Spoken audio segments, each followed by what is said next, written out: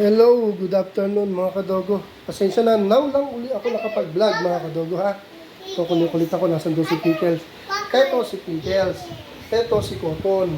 Eto si Maggie. Si Tyla nasa kwarto eh. Sige, saglit lang ako. Eto mga kadogo, no? Update ko lang kayo. Nung nag-upload ako ng video about sa nakunan si Cotton, may mga nag-chat sa akin, may nag-comment. Ang sabi nila, ang dami nagtatanong kung ano daw yung lumabas, brown or black. May instances doon na pwede pa eh. Pwede pa rin mabuo.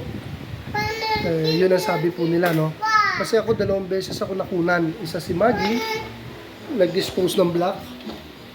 Tapos ito nag-dispose din ng black yung last year. Hindi siya nag-take. Ngayon, nag-dispose ng black to. Nag-dispose siya ng black pero hindi siya ganoon talaga karami. Pero marami eh. Marami kasi. Una, solid no? Solid flow ng liquid. Tapos naging bahay-bahay na pero black. Kaya doon ko sa mga nag-message na nagmamalasakit po. At tinuturuan ako na pwede pa raw. Sana nga po, pwede pa. Pero mula po nung nakunan po, ganyan siya. Ganyan katamlay si Cotton.